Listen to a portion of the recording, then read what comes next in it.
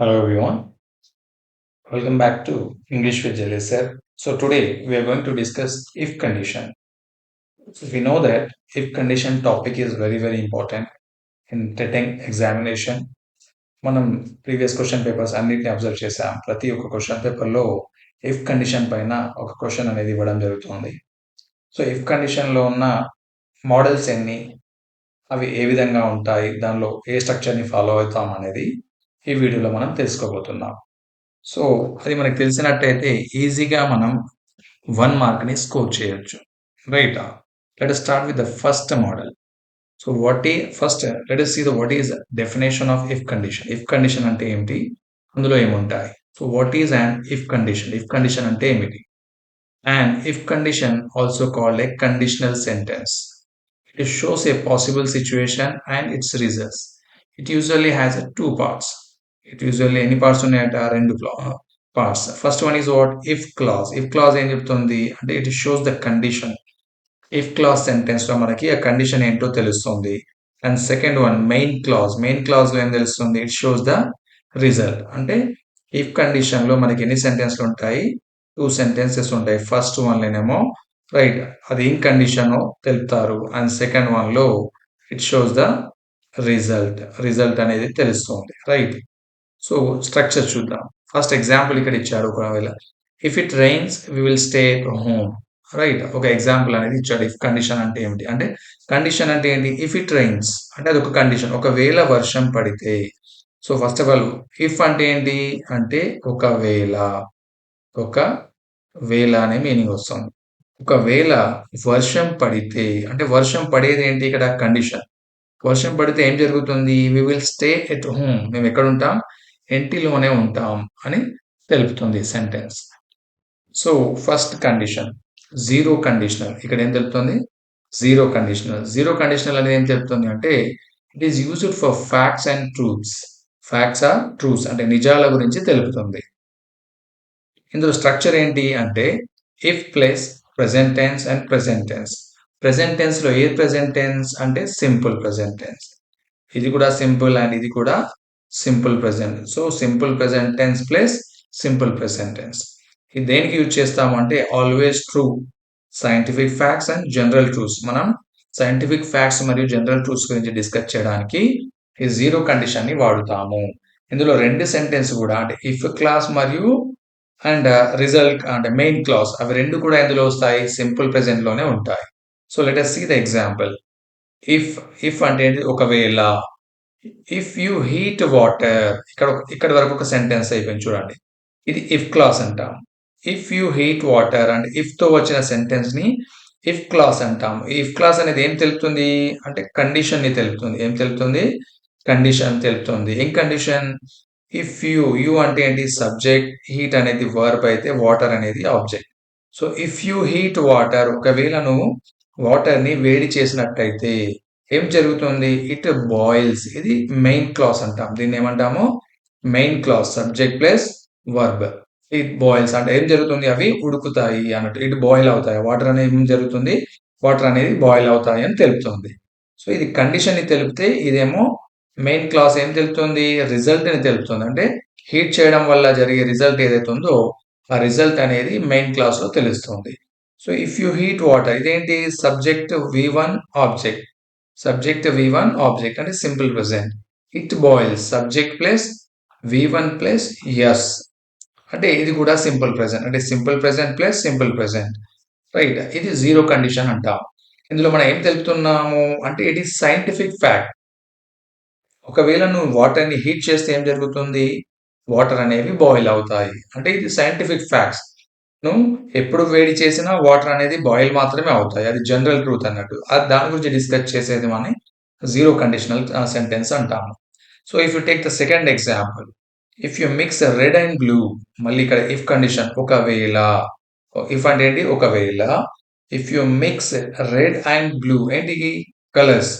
ఈ red colours subject V1 plus ఇదంతా ఏంటి? ఆబ్జెక్ట్. సో ఇది సింపుల్ ప్రెజెంట్ లో ఉంది సెంటెన్స్ ఇంతవరకు. Right? If you mix red and blue ఏం జరుగుతుంది? Subject V1 object. You get purple అంటే ఈ రెండు కలర్ ని కలపడం వల్ల ఏ కలర్ వస్తుంది? మూడో కలర్ పర్పుల్ వస్తుంది. అంటే ఈ 2 కలర్స్ ఎప్పుడు కలిపినా వచ్చేది ఏంటి రిజల్ట్ అంటే ఈ పర్పుల్ కలర్ అనే రిజల్ట్ వస్తుంది. అంటే ఇఫ్ అనేది కండిషనల్ సెంటెన్స్ అయితే ఇది మెయిన్ క్లాజ్ అవుతుంది. మెయిన్ క్లాజ్ అంటే రిజల్ట్ సెంటెన్స్ అన్నట్టు. ఇది రిజల్ట్‌ని తెలుపుతుంది. ఫలితాన్ని తెలుపుతుంది. Next example. If people don't drink water ఒకవేళ ప్రజలు ఏంటి డోంట్ డ్రింక్ వాటర్ వాటర్‌ని ఒకవేళ తాగనట్టయితే ఏం జరుగుతుంది?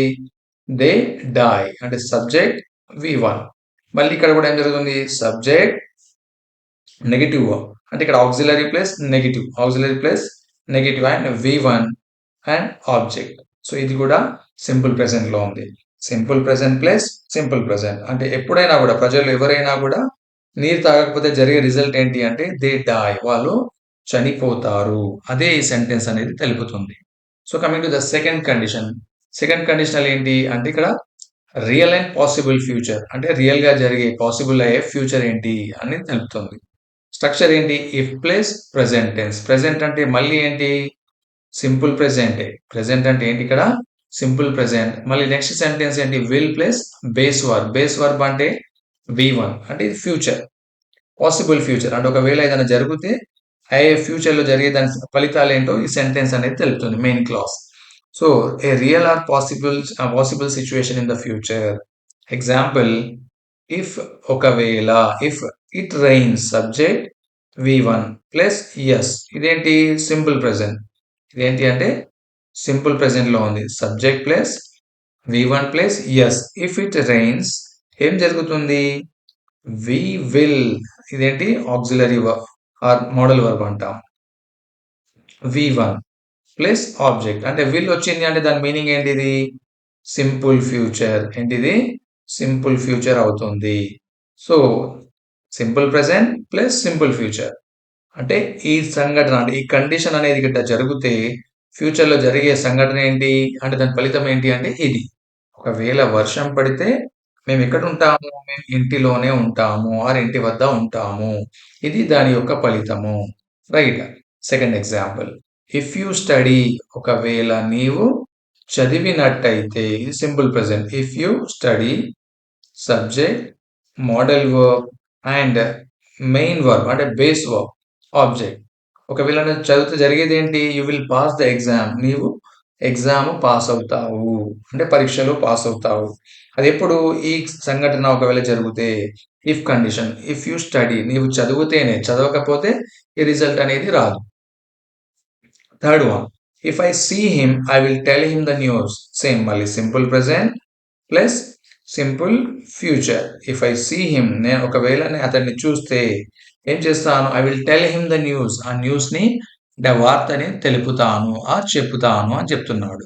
అంటే simple present plus simple future అన్నాడు. ఇక్కడ coming to third right second condition. Zero first and ఇది సెకండ్ కండిషనల్. సెకండ్ కండిషన్ దేని గురించి చెప్తుంది? Unreal or imaginary situation. Unreal అంటే నిజం కాని. అన్రియల్ అంటే ఏంటిది?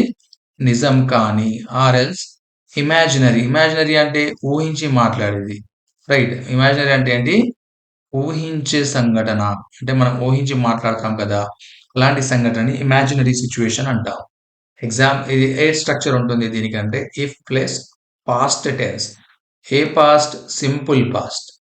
ఇక్కడ simple past plus would plus base verb అంటే ఇక్కడ వరకు ఒక సెంటెన్స్ అయితే ఇది మెయిన్ క్లాస్. మెయిన్ క్లాస్ లో ఏమొస్తుంది? వుడ్ ప్లస్ బేస్ వర్బ్ వస్తుంది. So meaning imaginary or unlikely situation present or future. So example చూద్దాం. ఇఫ్ ఐ హ్యాడ్ వింగ్స్ ఇక్కడ సబ్జెక్ట్ హ్యాడ్ ఏంటి? ఇది past tense auxiliary verb wings. Right. If I had wings నా ఒకవేళ sorry ఇది main verb అవుతుంది. Had అంటే main verb. If I had wings I would fly. Subject ఏంటి ఇక్కడ? ఐ వుడ్ ఫ్లై ఇది మోడల్ వర్బ్. ఇది మెయిన్ వర్బ్. ఒకవేళ నాకు రెక్కలు ఉన్నట్టయితే ఒకవేళ నేను రెక్కలు కలిగినట్టయితే ఏం చేసేవాడిని? ఐ వుడ్ ఫ్లై నేను ఎగురుతాను. రైట్. లేదా నేను ఎగిరిపోతాను అని మీనింగ్ వస్తుంది.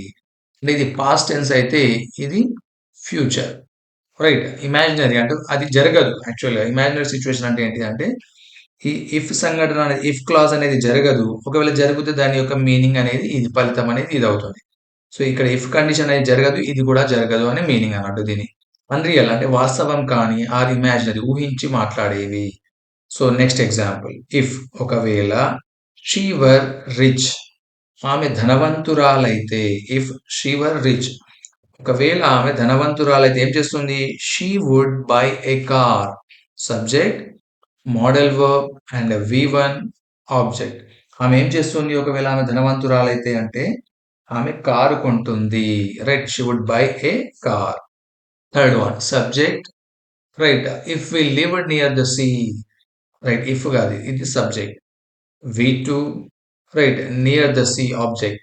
So if we lived near the sea ఒకవేళ మేము సముద్రపు ఒడ్డున నివసిస్తున్నట్లయితే ఏం చేసేవాడిని? We would swim every day. నేను ప్రతిరోజు స్విమ్మింగ్ చేస్తాను. We would swim every day అంటే ఇది పాస్ట్ టెన్స్ లో ఉంది. రైట్. సింపుల్ పాస్ట్ లో. అండ్ సింపుల్ పాస్ట్ ప్లస్ మళ్ళీ would plus base verb V1 వస్తుంది. And coming to the fourth one. Fourth one ఏంటి? Third conditional. థర్డ్ కండిషనల్ అంటే unreal past situation. అంటే గతంలోని జరగని సంఘటనని ఊహించి మాట్లాడడం అన్నట్టు. Right. If plus had past participle అంటే V3. Would have plus past participle. Right. ఇది కూడా V3. ఇది ఏ విధంగా ఉంటుందో చూద్దాం. Something that did not happen in the past అంటే ఏదైతే గతంలో జరగలేదో దాని గురించి మాట్లాడతాం. ఎగ్జాంపుల్ ఇఫ్ ఒకవేళ subject had right studied had plus V3 అంటే ఇది ఆక్సిలరీ వర్బ్. ఒకవేళ నేను చదివినట్లయితే లేదా ఒకవేళ నేను చదివి ఉన్నట్లయితే ఏం చేసేవాడిని? Subject would plus have plus V3. Would plus have plus V3 అంటే నేను pass అయ్యేవాడిని.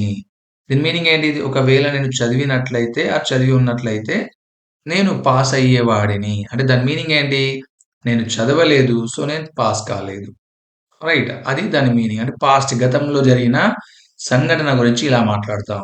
Next one. Subject sorry if condition. Subject ఇది ఆక్సిలరీ వర్బ్ అండ్ V3.